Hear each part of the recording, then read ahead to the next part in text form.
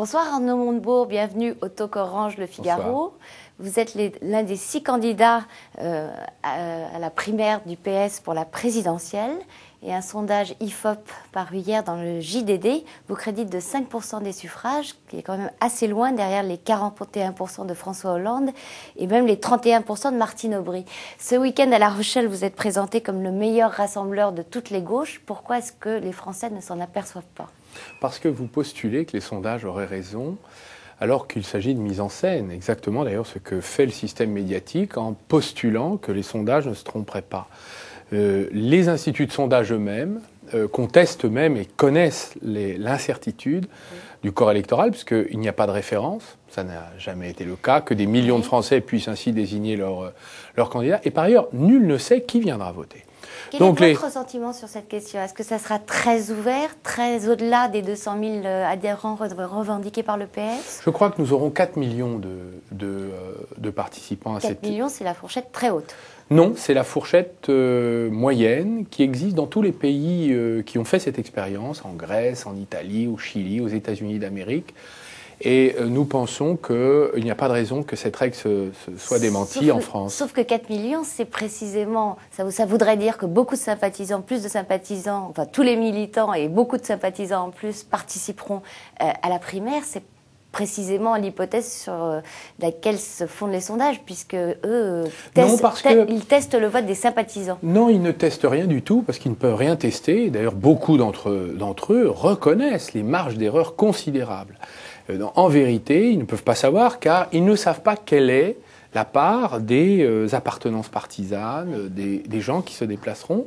Et c'est une chance d'ailleurs, car cette primaire, c'est la primaire de toutes les surprises possibles, car les gens peuvent s'emparer du bulletin de vote et décider du destin du pays en désignant eux-mêmes, en approuvant les orientations de ce candidat qu'ils choisiront pour affronter le sarkozysme et fermer la parenthèse de ces 5 dernières années très difficiles pour notre pays. Parenthèse démocratique, je le rappelle. Vous êtes le candidat de la démondialisation. Est-ce qu'il y a un projet parmi tous ceux de vos adversaires dont vous vous sentez plus proche? Je pense à celui de Ségolène Royal, puisqu'on entend dans son discours des choses qui ne sont pas sans rappeler ce que vous dites vous-même. Ce ne sont pas des adversaires d'abord, ce sont des concurrents. Je parle du fond, là. Ce sont des concurrents et des camarades. Nous ne sommes pas opposés, nous sommes côte à côte avec des propositions alternatives. Ce que je sais, c'est que l'effondrement du système économique et financier nous oblige à faire lever une génération d'idées nouvelles, d'équipes nouvelles. Et d'ailleurs, lorsqu'il y eut la Grande Dépression de 1929, les démocraties qui ont été sauvées dans la Grande Dépression et la Grande Crise, qui a duré très longtemps, sont celles qui ont pris des mesures très dures et très intraitables avec l'économie et la finance. Qui portent les idées les plus nouvelles, à part vous, bien sûr?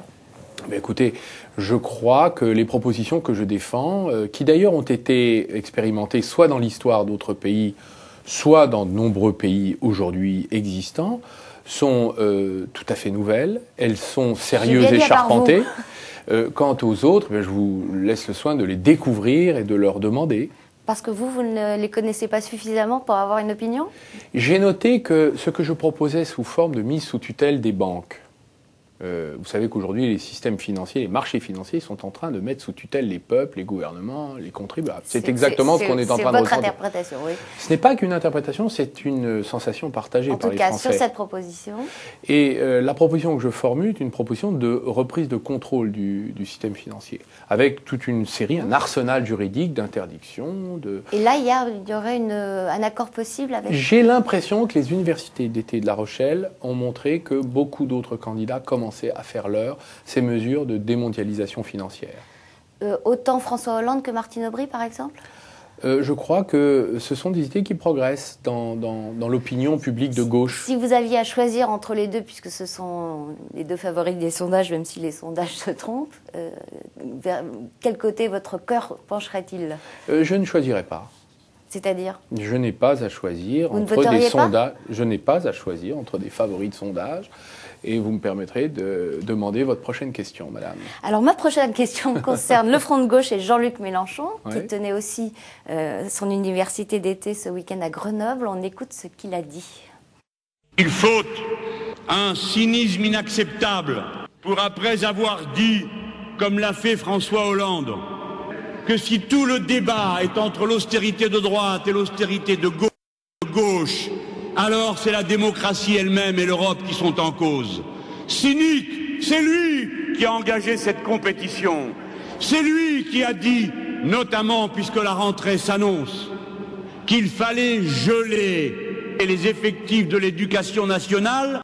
Voilà, il dénonce la course à l'austérité qui serait lancée d'après lui entre les candidats du PS, en parlant particulièrement du cynisme de François Hollande. Est-ce que vous aussi, vous trouvez qu'il y a course à l'austérité ?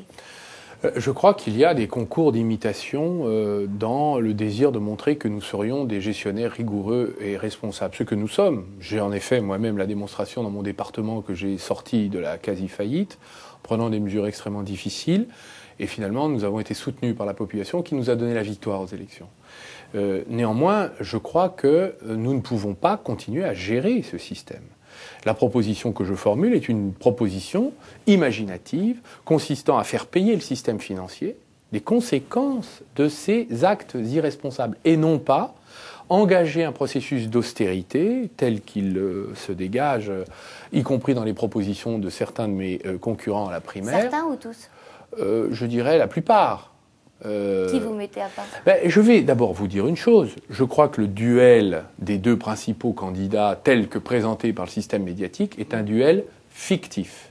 Car ce sont des candidats... Blanc-bonnet, bonnet blanc ? Ce sont des candidats qui ont été d'accord sur tout pendant 20 ans. Vous parlez de François Hollande et Martine Aubry.